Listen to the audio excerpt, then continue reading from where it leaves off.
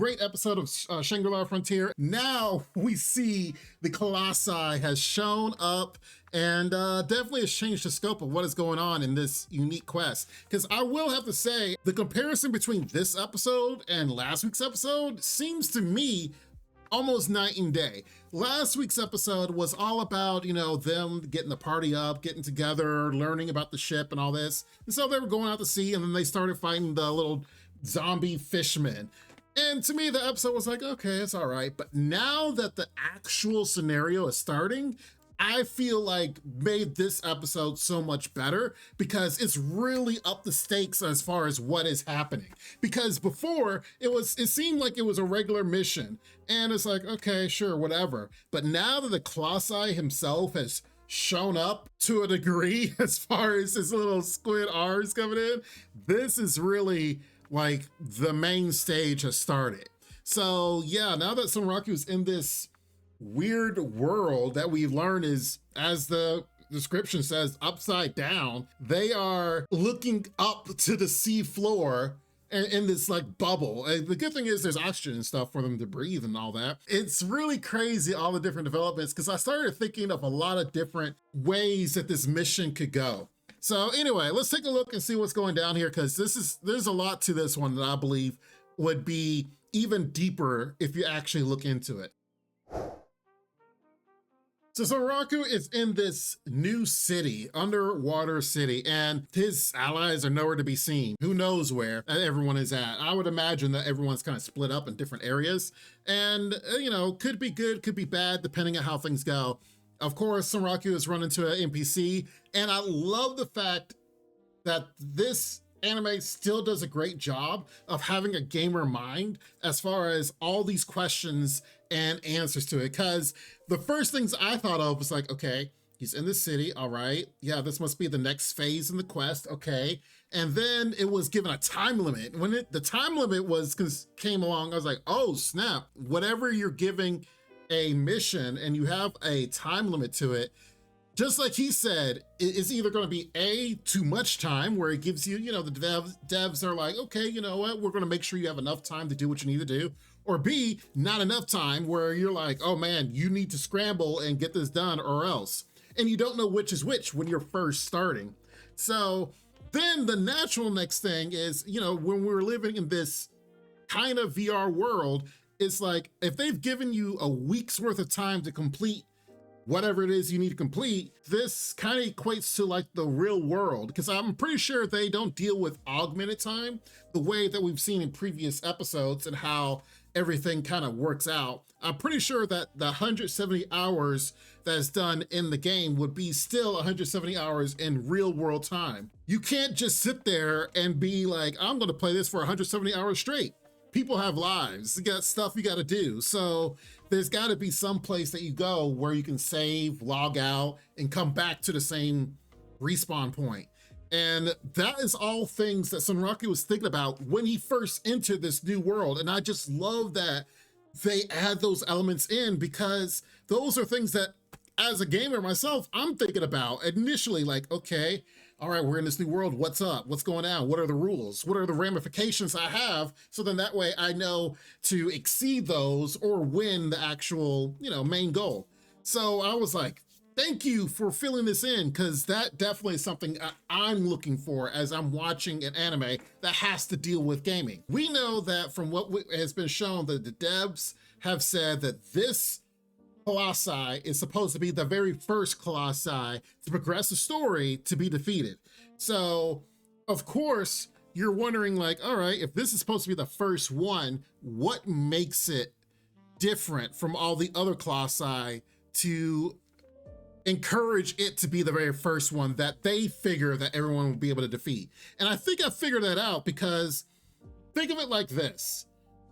Their party right now is, it's about 6, 7, depending if you want to add the creatures in with it. It's like, okay, we got a few people here and there. What if it was a huge party, like a guild? Let's say 20 people or so. If they were able to get into this underwater world, they probably wouldn't have to worry about the time constraint, the 170 hours, because in a big guild, you're going to have people of different time zones. Now, granted, let's say that even if you don't, you have people within the same time zone, if all of them, let's just say they're in America and, they don't have the opposite time zones if they were somewhere else from the other side of the world. So you could still have people rotating in shifts as far as logging out or progressing the story. Now, I don't know what is going to happen in the future, but let's just say, like, if this Colossi is in the big castle, you could have people in shifts going around a city, exploring it. You could have people figuring out what is happening, like surveillance, and see where the enemies are at all times. Like, with more people, you have more resources to utilize. Even if you're all split apart, you can kind of come together, defeat the Colossi within a specific amount of time. So it wouldn't surprise me that this would be considered the first one defeated, because with more people, with a bigger group, you could probably get more coordinated and get it done better than with Weatherguard and Lycagon. Weatherguard didn't care if you had a lot of people. The fact that it level capped you, I believe it capped you at like level 40 or whatever, so it didn't matter if you were high level or low level. Just like he was saying, there were special conditions. That one didn't matter if you had a whole bunch of people, because the instant kill move that it would had at one point. Other people that did fight, i.e. Pencilgon, when it was with the player killers, they did go in as a group and they still lost. And then they started farming it for experience. They're like, oh, we're never going to beat it. We're just going to use it as experience and just die at the instant kill stage, but we'll get XP from it. Yeah, and then of course Pencilgon didn't want to do that. That's the reason why she came back with Sunraku and them. Lycagon didn't care if you had a big group because of all the special skills that it would surprise you with. It's, of course, the shadows and stuff, and just absolutely murk everyone one at a time. So it didn't care. So this one probably does matter more if you have a bigger party with the timer involved, be able to complete everything. Because it's either A, the timer goes down, complete everything within the timer, or B, at the end of the timer, that's when the Colossi shows up and you're either A, ready to fight it, or you're not. So there's a lot of different avenues that this can go down. But which is it? Don't know yet, because we just got this party started. Overall, great episode. I love the fact that we got to see the change in attire from Reishi, if you will. And I love the fact that I was hoping it wasn't like a huge amount of armor, that maybe we'd be able to see what she looks like. But it's actually kind of funny that it's like, all right, we went from this, I don't know, knight-looking armor to like more of a Japanese, Chinese steel type of armor. So then that way it's like, oh, dang, what has she been doing in this year that she's been playing? She keeps going for this heavy armor stuff as the attack master. And I just love that it's like, okay, before you had this big sword and armor up, now you have a big hammer. And it's like, dang.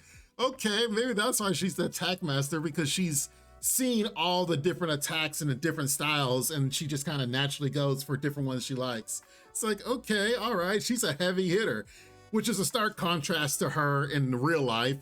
She's timid, shy. In the game, she's like bold, strong, destructive. So I do love that juxtaposition.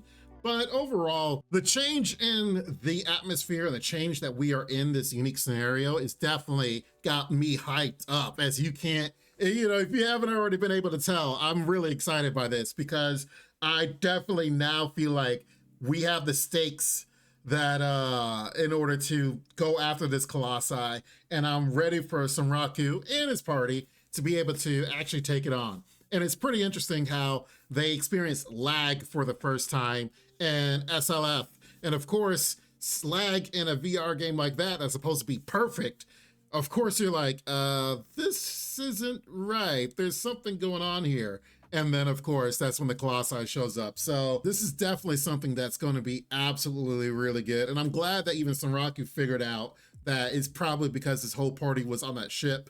That's like, oh, this is how we trigger it. Because I started thinking that maybe if they didn't do that, if they didn't have the whole party on the ship, and it probably would have been just a regular mission of like, have the boy get revenge for what happened to his father, and then that's it. And so they still will probably have to figure out, well, okay, what triggers the Colossi battle?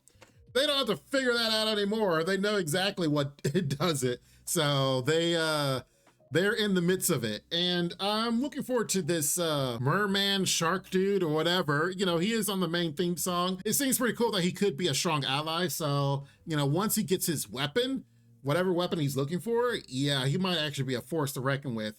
And I absolutely chef kiss love the fact that Sunraku is like, oh, an NPC that's in trouble. Oh, you wounded. Oh no. Oh man, here you go. Here's out of the kindness of my heart, some healing. While Sunraku's like, please, I'm a gamer. I know an NPC in trouble. Yeah, that's an event that's gonna start. Let's get him on our side and see how this progresses. Love it. Love it. But anyway, tell me what you guys think, because I love the fact that I feel like this is getting the party started for this Colossi battle. And the fact that they're got a week to do it, yes, sir. Let's see what goes down next. Anyway, but don't forget to like the video. Don't forget to subscribe if you're new here. I would love to hear and see what you guys have to say in the comments down below, because I've been enjoying it. And don't worry, for those that have been trying to check out the Patreon, I am a little backed up as far as the videos, but I will get them uploaded, Lord willing, this week. So then that way, for those that are paid subscribers can see all of the reactions that we do, because there's the last few episodes on a lot of these anime have been pretty good, and definitely something you guys don't want to miss. Meantime, you guys be safe, take care, Lord willing. I'll see you next time. Bye for now. This ain't what you want, bitch, I'm a fucking phenomenon.